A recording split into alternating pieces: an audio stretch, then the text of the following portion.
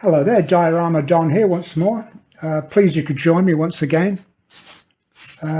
This venture is a scratch build of a ruined church. I did the church from the movie Saving Private Ryan, the Rommel church, some time ago. So I thought I'd have another go with a church of my own design. So we've got the front of the tower. There'll be a four-sided tower, and then four flying buttresses. Yes, they're called flying buttresses, no laughing at the back, either side of the tower there, and then broken walls either side. So not too intricate, but still got to do it. So we've got the front where I've made the doorway in cardboard. You can see that I've just cut a doorway there and then made the circle 5mm or 1/4 of an inch smaller each time until we get to a small door at the end there. So that gives the impression of a Gothic type church doorway. Then we've got the window and the broken window at the top. That will, if you could see, that will sit to the side there, and that side there, and that at the back. So that's the general premise anyway. We'll start off with the tower and go from there. I've carved out the bricks. This is just a good grade of polystyrene, and I've carved out the bricks already, and I've done that by, I did this in the last video actually, of the central building in Rommel, but they're made of dress stone. You can't see a thing. So if I marked out the line, the length of the lines of brick or stone, as I've done there, so this represents that. So instead of cutting into it at 90 degrees, as most people do, I put the ruler just below the line, maybe a 1/16 of an inch below the line, and then cut at a 45-degree angle, like that. And then turn it around and do the same thing, just below the line. And that will take that 90-degree shape out, and that will give the shape of a dressed stone. If you look at dressed stones, they're that shape. So I'll just do the other end of this line. It's very quick and easy to do. That takes that out, and then just do the same freehand with the uprights.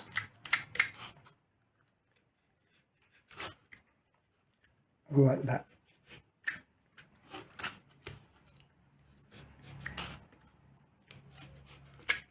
So that's the general idea of how I make the stones.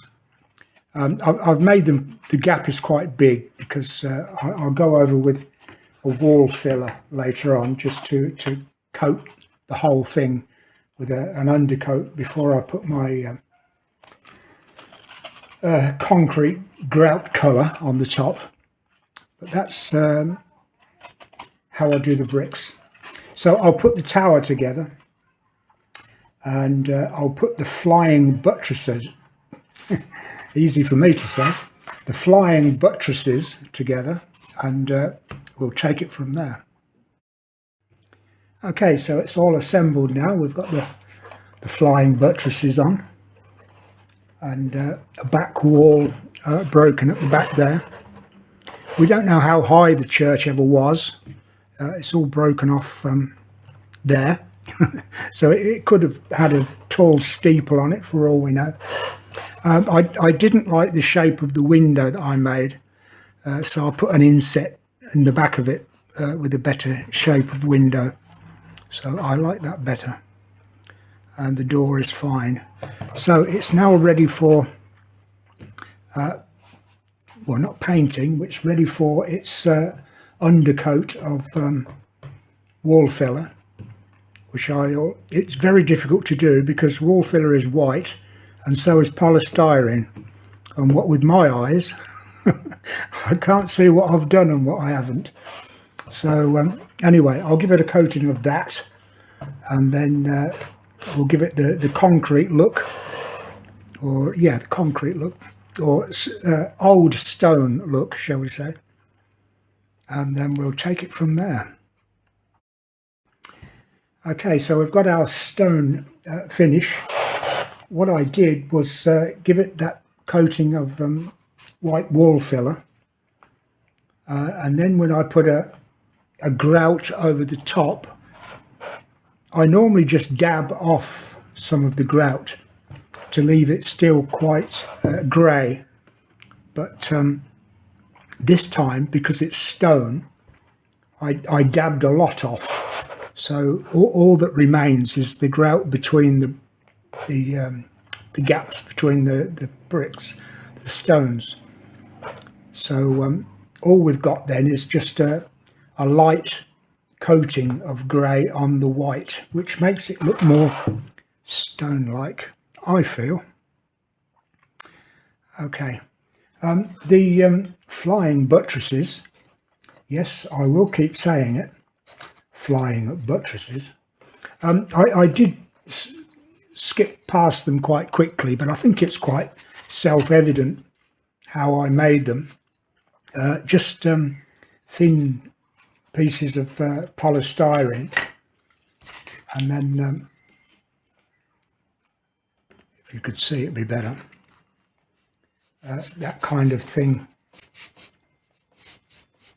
that way, and that kind of thing that way, and a piece of cardboard over the top, and you've got a flying buttress. So very easy to model, easy to do. Okay, that's that. I made a diorama base for it. I just glued two pieces of polystyrene together to make a 1-inch thick base, and then card all the way around, and then paint that black. We've got debris or rubble all around the church. That's all stuck on. So the church will sit like so.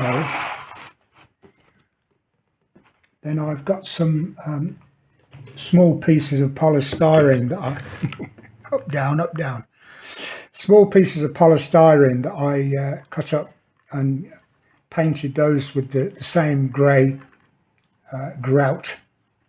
So I'm just waiting for those to dry, so they will be dispersed amongst the rubble of the church, and that will be pretty much it. So I'll finish it off now completely. Still waiting for a little to dry off just a bit, but I'll finish it off, come back and show you. So there we go, finished the project now. One ruined church. I've actually quite enjoyed the process of making this, rather than having to copy someone else's design. I sort of thought it up myself. So this is my own design of church. Quite pleased with the outcome.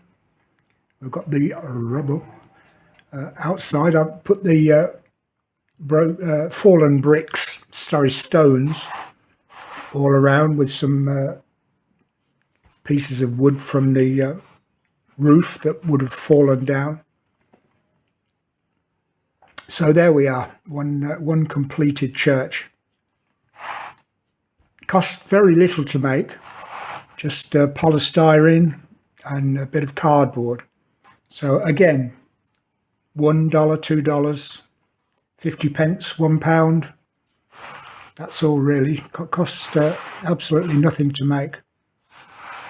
Pleased with the outcome of the finish of the stone. I shall use that method again. Looks quite impressive. So what we need now is a military vehicle. So we're assuming this is Normandy, northern France, 1944-45. Probably a Tiger tank just rolling past the ruined church there, or maybe a Cromwell, British tank, or perhaps a Sherman, or maybe even a German vehicle. Say, for instance, a half-track. Yes, I think that would do. That would look more suited. So there we are. If you've seen any of my other videos, you will know that I don't own another vehicle. I've only got this one. I really must get round to making another one day. I probably won't, but I really should do. But I think my little half-track looks okay on my dioramas. Looks fine. It fulfills the purpose of these YouTube videos. So anyway, there we go. That's my finished diorama. Thank you very much for watching the video, if you've made it to the end. Please subscribe. It costs nothing to subscribe, and you will be informed when I put new videos up, normally 2 or 3 a week. Have a good old look round.